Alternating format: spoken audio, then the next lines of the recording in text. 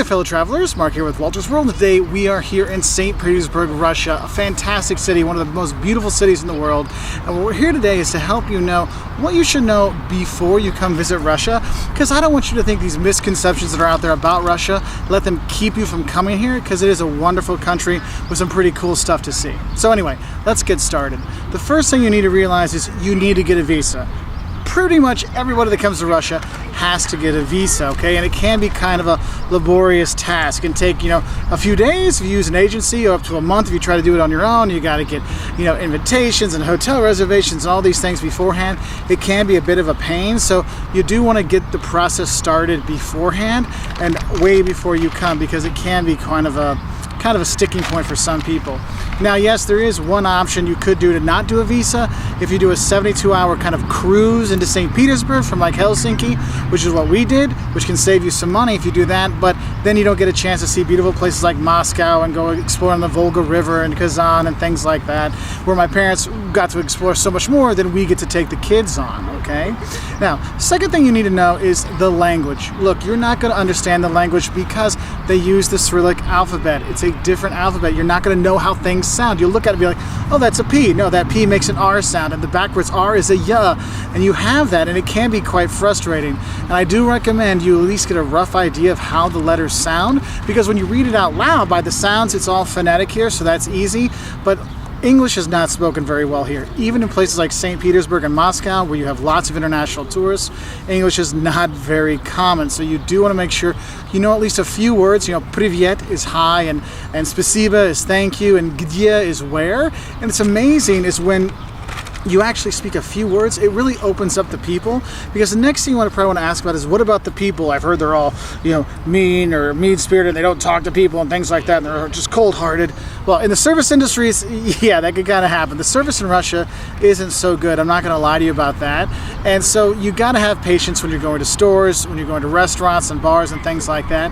But what's weird is that is what happens at service. But if you get to know the Russian people, they really take you in. I mean, I've made some really great Russian friends over the years. And at first it was like, oh, you're this guy. But then once, Max was my friend, then Max like, hey, you got to come. Grandma's cooking today, and she wants you to have the cabbage rolls. And Olga, she was having the Nastya and her mom and grandma and stuff. I mean, you have all these people that have been so friendly and kind, but the thing is we have this kind of misconception that Russians are cold, heartless things, which they're not when you get to know them. However, in the service industry, you're going to feel that way, so be prepared for that.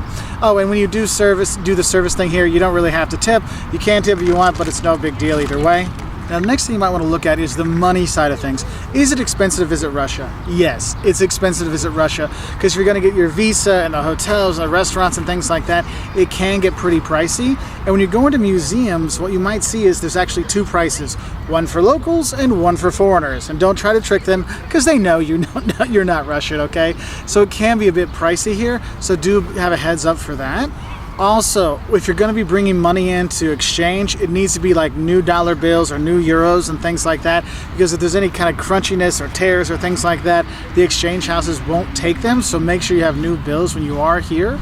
Now, the thing is when you're looking at getting money out, you're going to most of the time be exchanging cash. There are ATMs to be found, and they're usually inside of banks, but if you're outside of bigger cities, they're not as easy to find. It's not like when you're in Western Europe and you see them on every street corner and every store and restaurant. Here it's a little bit less often, okay? Now, another thing you want to know when you come here is, what's transportation like? Well, public transportation really is quite good in Russia in terms of within the cities and stuff. The metros in St. Petersburg and Moscow go all over the place, and the bus systems are all over the place, and you'll be okay with that, and they're pretty affordable too. However, it's such a huge country that it takes a long time to get anywhere. You're thinking, oh, I'm going to do that Trans-Siberia, railway and do that for a few days. I'm like, no, it's going to be a few weeks. It can be, and it stops and takes a long time. So you might want to be, flying to different places. And a lot of times what you need to have is flexibility and good planning when you're looking at coming to Russia and you're going to travel to different places, because there are a lot of really great places out there aside from just St. Petersburg to Moscow on the train or a boat kind of thing, all right? Also, if you're going to be taking taxis when you're here, there is Uber in some places, but you want to make sure you get a registered taxi and things like that, because that's one of the things I've seen a lot of tourists get ripped off at is the taxi side of things. And that's why I guess we should talk about the safety issues that are here. One, yes, a lot of people try to scam tourists and stuff like that, and travelers and things like that, and it is annoying. But if you're smart and you pay attention, you should be okay. Probably the bigger issues you're going to find is, crossing the road here. They don't stop for the crosswalks all the time, so you really need to pay attention. That light is red, you don't go, and even if it's green, you still watch and make sure no cars are coming, because that's going to be probably one of the more dangerous things out there. Also, in the bigger cities, you do have pickpockets. Even the Hermitage, even your other places, there's signs saying, hey, watch out for pickpockets. Your guides, your hotels will tell you where not to go or when you should come back, so you do want to watch out for that.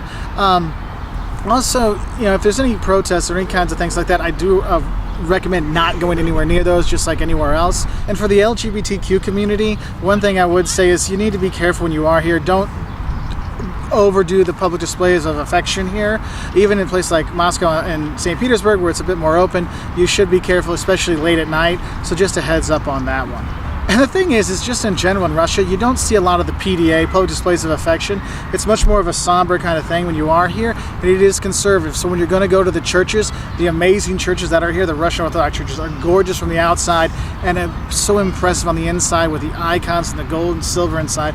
It is beautiful. But make sure if you go, make sure you take your hat off if you're a guy. So in Orthodox churches, especially Eastern Orthodox churches, it's appropriate for women to cover their hair.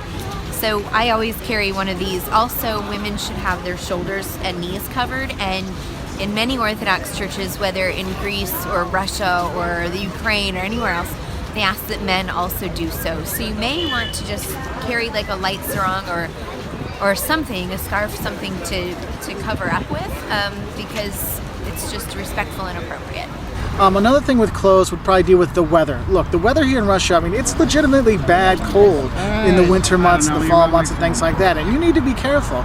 So what I recommend, if you're going to come between June and August, because you will have, 20 hours of sunlight out there, the white nights here in St. Petersburg and stuff like that you can enjoy, and it is quite nice.